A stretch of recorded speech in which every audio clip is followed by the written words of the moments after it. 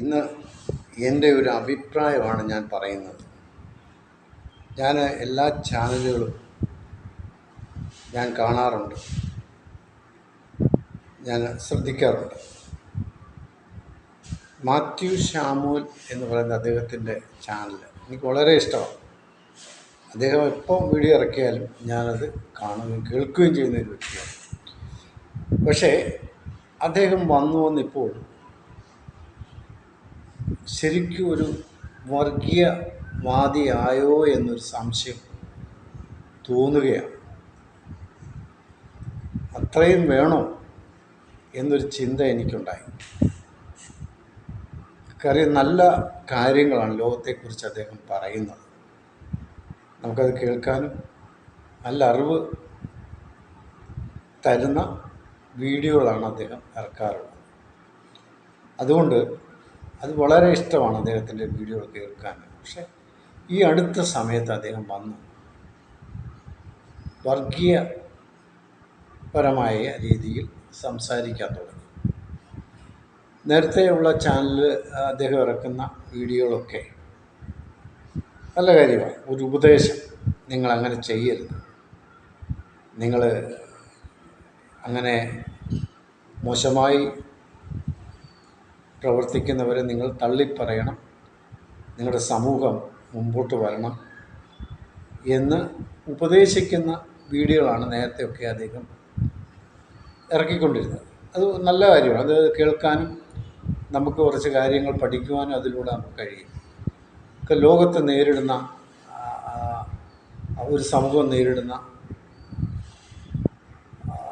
പ്രയാസങ്ങൾ നമുക്കറിയാം. എവിടെങ്കിലും കുറേ ആൾക്കാർ തീവ്രവാദം കാണിച്ചാൽ ആ സമൂഹത്തെ മൊത്തം തീവ്രവാദികളെന്ന് ചിത്രീകരിക്കുന്നുണ്ട്. ചെയ്യുന്നത് ഒരുപക്ഷെ ഒരു ലക്ഷത്തിൽ ഒരു 500 അല്ല 1000 പേരായിരിക്കാം ഈ കുറ്റകൃത്യങ്ങളിൽ ഏർപ്പെടുന്നത്, അല്ലെങ്കിൽ ആ തീവ്രവാദത്തിൽ ഏർപ്പെടുന്നത്. അതിൽ ലോകം മുഴുവനുള്ള മുസ്ലിങ്ങൾ അതിന് ഉത്തരവാദികളാണെന്ന് പറഞ്ഞാൽ അതിനോട് നമുക്ക് യോജിക്കാൻ കഴിയത്തില്ല. പക്ഷേ കുറ്റം ചെയ്യുന്നത് കുറ്റമാണെങ്കിൽ അത് നിങ്ങൾ തള്ളിപ്പറയണം എന്നാണ് അദ്ദേഹം പറയുന്നത്. അത് നല്ല കാര്യം അവരുടെ സമൂഹത്തിൽ ഉണ്ടാകുന്ന മോശമായ പേരുകൾ നീക്കുവാൻ വേണ്ടിയാണ് അദ്ദേഹം അങ്ങനെ നല്ല ആലോചനകൾ നമുക്ക് തന്നുകൊണ്ടിരിക്കുന്നത്. ഇപ്പം നമുക്കറിയാം, മുസ്ലിം സമുദായത്തിലെ കുട്ടികൾ ഇന്ന് മിടുക്കരാണ്. പഠിക്കുവാൻ അവരെ മിടുക്കരെന്ന് പറഞ്ഞാൽ അവരെ കഴിഞ്ഞേ ഉള്ളൂ ഇന്നത്തെ കുട്ടികൾ. അത്ര മിടുക്കരാണ് അവർ പഠിക്കുവാനൊക്കെ. പെണ്ണായാലും ആണായാലും ഒക്കെ മിടുക്കരായ കുട്ടികളാണ്. ഇവരൊക്കെ പഠിച്ച് പല രാജ്യങ്ങളിലൊക്കെ പോയി ജോലി ചെയ്യുവാൻ ആഗ്രഹിക്കുന്നവരായിരിക്കാം. നമ്മൾ ഇന്ത്യയിൽ കിടന്നാൽ ഈ പറയുന്ന നല്ല ശമ്പളവും നല്ല പദവിയും ഒന്നും കിട്ടത്തില്ല. അതുകൊണ്ട് മറ്റു രാജ്യങ്ങളിലൊക്കെ പോയി ജോലി ചെയ്യാനുള്ള അവസരങ്ങൾ അവർക്കുണ്ട്. ആ അവസരങ്ങളെ ഇല്ലാതാക്കി കളയാണ് ഇങ്ങനെയുള്ള സ്വഭാവമുള്ള പ്രവർത്തികൾ കാണുമ്പോൾ അദ്ദേഹം ഉപദേശിക്കുന്നത്. അതിന് നിങ്ങൾ തള്ളിപ്പറയുക. നല്ല കാര്യമല്ലേ? പഠിച്ചേക്കുന്ന എത്രയോ കുട്ടികൾ വിദേശ രാജ്യങ്ങളൊക്കെ പോയി ജോലി ചെയ്യാനൊക്കെ താല്പര്യപ്പെട്ട് നിൽക്കുന്നവർ. അപ്പോൾ അവർക്കുള്ള അവസരങ്ങളൊക്കെ നഷ്ടപ്പെട്ടു പോകുന്നതായിട്ട് നമുക്ക് കാണാൻ കഴിയും. അപ്പോൾ അതിൽ നിന്നൊരു വിടുതൽ കിട്ടണമെങ്കിൽ നിങ്ങളിങ്ങനെ തീവ്രവാദ സ്വഭാവമുള്ള സംഘടനകളെ തള്ളിപ്പറയുവാൻ തയ്യാറാകണമെന്നാണ് അദ്ദേഹത്തിൻ്റെ വീഡിയോകളെല്ലാം നമ്മൾ കേൾക്കുമ്പോൾ മനസ്സിലാകുന്നത്. ഇപ്പോൾ അത് അല്പം വർഗീയത കൂടിപ്പോയതുപോലെ തോന്നുകയാണ്. ഇപ്പം അദ്ദേഹം വേറൊരു കാര്യം പറഞ്ഞു. PC ജോർജിനെ എല്ലാവരും സപ്പോർട്ട് ചെയ്യണം, ഒന്നിച്ച് അദ്ദേഹത്തെ സപ്പോർട്ട് ചെയ്യണം, കേരളത്തിലെ സകല ജനങ്ങൾ. ഇപ്പോൾ മാത്യു ശാമുവൽ പറഞ്ഞാൽ ഇവിടുത്തെ ജനങ്ങൾ കേൾക്കും. PC ജോർജ് പോയ ഒരു കോടാലിയാണെന്ന് ഇവിടുത്തെ ജനങ്ങൾക്കെല്ലാം അറിയാം. അപ്പോൾ ഇവിടുത്തെ ജനങ്ങളാരും PC ജോർജിനെ സപ്പോർട്ട് ചെയ്യത്തില്ല. ഒരു ക്രിസ്ത്യാനികളും PC ജോർജിനെ സപ്പോർട്ട് ചെയ്യുമെന്ന് എനിക്ക് തോന്നുന്നില്ല.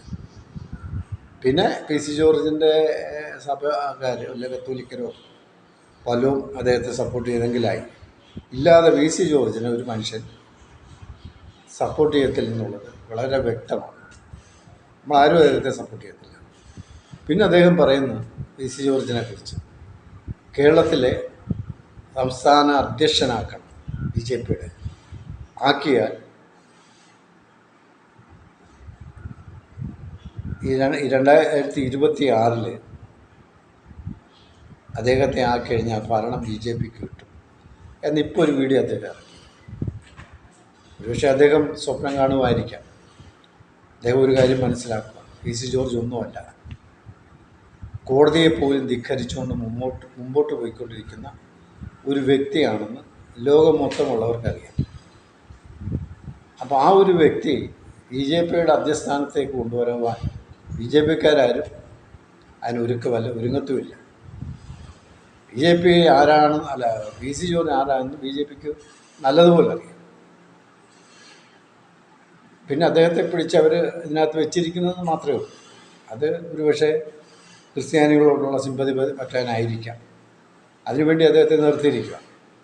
അല്ലാതെ അദ്ദേഹത്തെ പിടിച്ച് അധ്യസ്ഥ സ്ഥാനത്തേക്കൊന്നും കൊണ്ടുവരാൻ BJPക്കാരും മുതിരത്തില്ല.